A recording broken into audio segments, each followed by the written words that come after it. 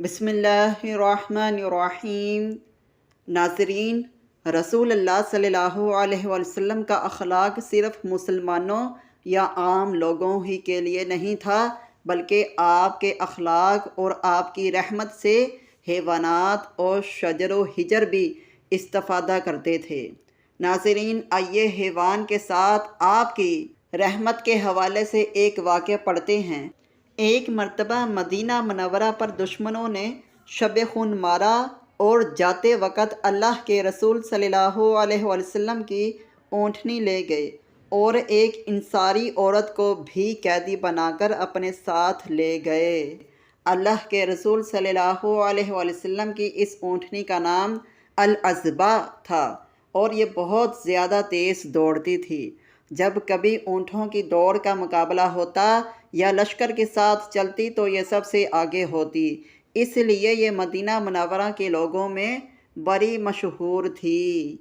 شب خون مارنے والے لوگ جب اپنی بستی میں پہنچے تو انہوں نے اس عورت کو رسیوں سے باندھ دیا۔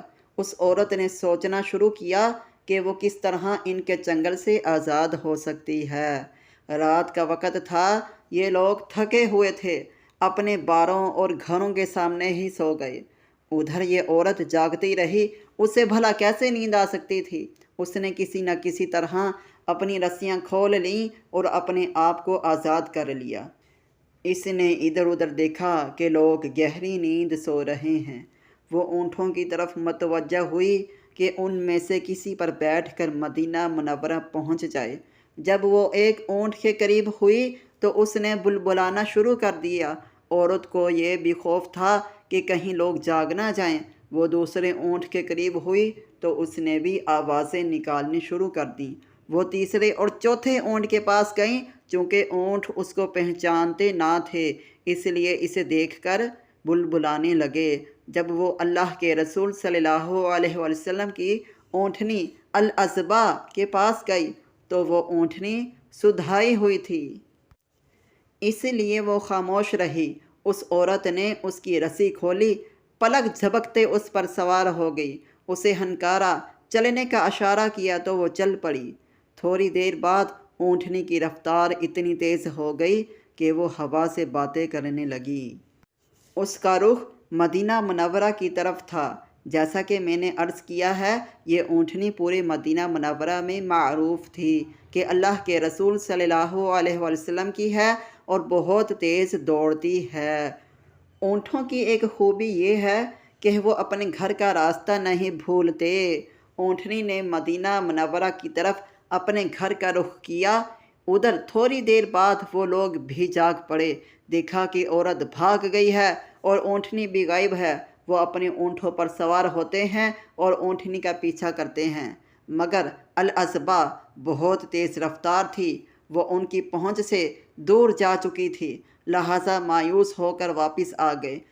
یہ واقعہ جس کی اصل صحیح مسلم اور مسند احمد میں ہے، اس کے راوی عمران بن حسین رضی اللہ تعالی عنہ بیان کرتے ہیں کہ اس عورت نے اس اونٹنی پر بیٹھے بیٹھے یہ نظر مان لی کہ اگر یہ صحیح سلامت اسے مدینہ منورہ لے گئی تو وہ اسے ذبح کر دے گی۔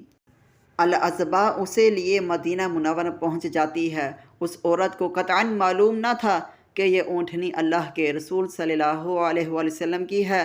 لوگوں نے اونٹنی کو دیکھا تو کہنے لگے، ارے یہ تو اللہ کے رسول کی اونٹنی ہے۔ عورت کہنے لگی، میں نے تو نظر مانی ہے کہ اگر اللہ تعالیٰ نے مجھے نجات دی تو میں اسے ذبح کر دوں گی۔ لوگوں نے اس پر تعجب کیا اور اللہ کے رسول صلی اللہ علیہ وسلم کی خدمت میں حاضر ہو کر سارا واقعہ بیان کیا۔